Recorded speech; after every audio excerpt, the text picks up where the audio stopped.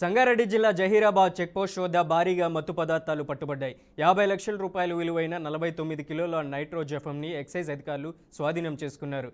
డ్రగ్స్ను ట్రావెల్లో బస్సులో గోవా నుంచి హైదరాబాద్కి నిందితులు తరలిస్తున్నట్లు అధికారులు తెలిపారు.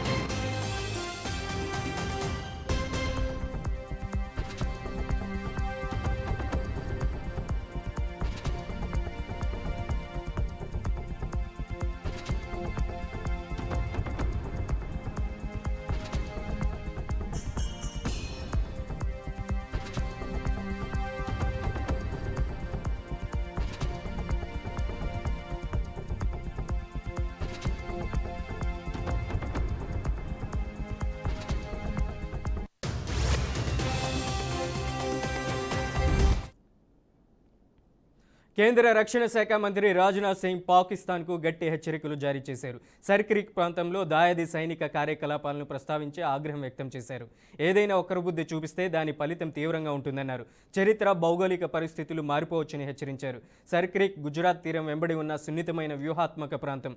అది రెండు దేశాల మధ్య వివాదాస్పద ప్రాంతం. దాని విషయంలో సుదీర్ఘ కాలంగా ఉన్న వివాదాన్ని పాకిస్తాన్ కావాలని రెచ్చగొడుతుందని అన్నారు. చర్చల ద్వారా ఆ వివాదాన్ని పరిష్కరించేందుకు భారత్ ఎన్నో ప్రయత్నాలు చేసింది. ఇటీవలే ఆ ప్రాంతం సమీపంలో పాక్ తన సైనిక పరమైన మౌలిక సదుపాయాలను విస్తరించిన తీరు దాని ఉద్దేశాలను వెల్లడి చేస్తుందని అన్నారు. ఆ సరిహద్దు ప్రాంతంలో భారత్ సైన్యం బీఎస్ఎఫ్ అత్యంత అప్రమత్తతో పహారా కాస్తున్నాయని రక్షణ శాఖ మంత్రి రాజ్నాథ్ సింగ్ అన్నారు. सीमा को लेकर एक विवाद खड़ा किया जाता है. भारत ने कई बार बातचीत के रास्ते इसका समाधान करने का प्रयास किया है, मगर पाकिस्तान की नीयत में खोट है, उसकी नीयत साफ नहीं है. जिस तरह से हाल में पाकिस्तान की फौज ने सरक्रीक के सटे इलाकों में अपना मिलिट्री इंफ्रास्ट्रक्चर बढ़ाया है, वह उसकी नीयत बताता है. साथियों, भारत की सीमाओं की रक्षा भारतीय सेनाएं और बॉर्डर सिक्योरिटी फोर्स मिलकर मुस्तैदी से कर रही हैं. अगर सरक्रीक इलाके में पाकिस्तान की ओर से कोई भी हिमाकत की गई तो उसे ऐसा करारा जवाब मिलेगा कि इतिहास और भूगोल दोनों बदल जाएंगे मेरे साथियों. और 1965 की जंग में भारत की सेना ने लाहौर तक पहुंचने का सामर्थ्य भी दिखाया. आज 2025 में पाकिस्तान को याद रखना चाहिए. భారత్లో ప్రజాస్వామ్యంపై అన్ని వైపుల నుంచి దాడి జరుగుతుందని కాంగ్రెస్ అగ్రనేత లోక్సభ ప్రతిపక్ష నేత రాహుల్ గాంధీ ఆవేదన వ్యక్తం చేశారు. ప్రస్తుతం శ్రీలంకలోని కొలంబియా పర్యటనలో ఉన్న రాహుల్ గాంధీ విదేశీ గడ్డపై మరోసారి మోదీ ప్రభుత్వాన్ని టార్గెట్ చేశారు. ప్రజాస్వామ్యంపై దాడి భారతదేశానికి అతిపెద్ద ముప్పని ఈ సందర్భంగా రాహుల్ ఆరోపించారు. కొలంబియా యూనివర్సిటీలో జరిగిన ఓ కార్యక్రమంలో విద్యార్థులు అడిగిన పలు ప్రశ్నలకు ఆయన సమాధానాలు చెప్తూ ఈ కామెంట్స్ చేశారు. అయితే రాహుల్ చేసిన ఈ కామెంట్స్ పై బీజేపీ నేతలు బగ్గుమంటున్నారు. రాహుల్ వ్యాఖ్యలను బీజేపీ నేతలు ఖండించారు. విదేశాలకెళ్లి దేశాన్ని కించపరచడం రాహుల్కు అలవాటేనని బీజేపీ నేతలు కౌంటర్ ఇస్తున్నారు. So I'll start with the mix of geopolitics and engineering, because that's what is going on today. If you look at big empires, and you look at the British Empire, you look at the American Empire, and any other empire, what you find is that they arise in energy transitions. So when you have a transition in energy, the way we move, the power that controls that transition tends to become a superpower. The British controlled steam, the steam engine and coal. They became a superpower. They had the British Navy, and we in India fought that empire, eventually got our freedom in 1947. After the British, the Americans came. Then the Americans managed the transition from coal and steam to petrol and the internal combustion engine. And now we are facing a new transition. We are facing a transition from the internal combustion engine to the electric motor, and from the fuel tank to the battery. And the real fight between the United States, which has a maritime vision of the world, and China, which has a terrestrial vision of the world, is about who is going to manage this energy transition.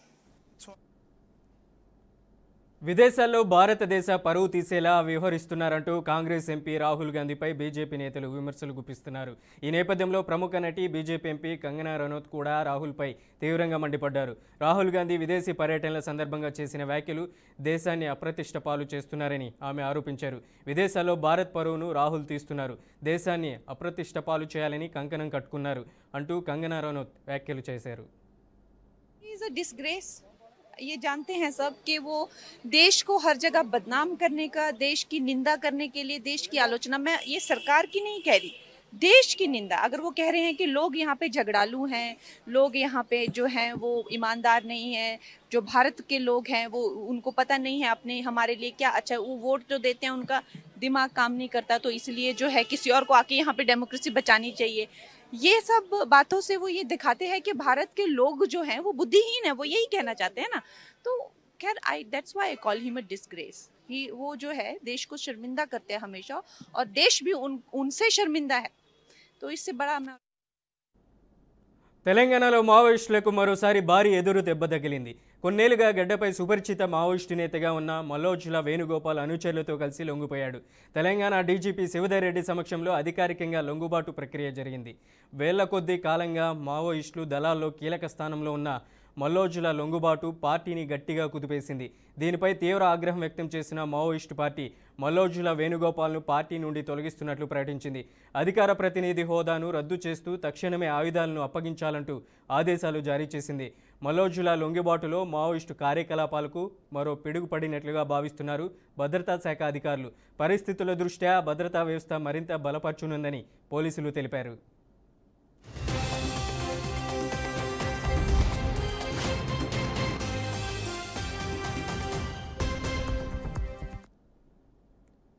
Tesla space X అధినేత Elon Musk ప్రపంచ చరిత్రలోనే అరుదైన రికార్డును సృష్టించారు. $500 billion నికర సంపదను సాధించిన తొలి వ్యక్తిగా నిలిచారు. ఫోర్బ్స్ బిలియన్ల సూచీ ప్రకారం బుధవారం సాయంత్రం 4:15 మాస్క్ సంపద $500.1 బిలియన్ చేరిందని అధికారులు చెప్పారు. ఈ ఏడాది టెస్లా కంపెనీ షేర్ల విలువ 14% పైగా పెరగడమే మాస్క్ సంపద భారీగా వృద్ధి చెందడానికి ప్రధాన కారణం. ఒక్క బుధవారమే టెస్లా షేర్ విలువ 3.3% పెరగడంతో ఆయన సంపదకు $6 బిలియన్ పైగా జత చేరింది. Mask artificial intelligence startup XAI విలువ కూడా జూలై నాటికి $75 బిలియన్ ఉంది. భవిష్యత్తులో ఈ కంపెనీ విలువను $200 బిలియన్ పెంచాలని లక్ష్యంగా పెట్టుకున్నారు.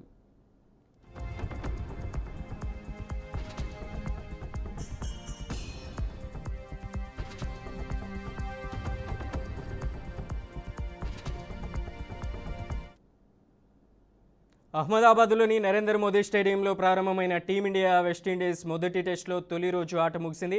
ఇవాల్టి ఆటలో టీమిండియా పూర్తి ఆధిపత్యం ప్రదర్శించింది. బౌలింగ్, బ్యాటింగ్ రెండు విభాగాల్లోనూ రాణించి మ్యాచ్పై పటిష్టమైన పట్టు సాధించింది. భారత్ పేసర్ల దాటికి విండీస్ బ్యాటింగ్ లైనప్ పేకమేడలా కూలిపోగా అనంతరం కేఎల్ రాహుల్ అర్ధశతకంతో ఆకట్టుకున్నారు. వెస్టిండీస్ తొలి ఇన్నింగ్స్లో 162 పరుగులకే ఆలౌట్ కాగా తొలి ఇన్నింగ్స్ ఆరంభించిన టీమిండియా ఆట ముగిసే సమయానికి 2 వికెట్లకు 121 పరుగులు చేసింది.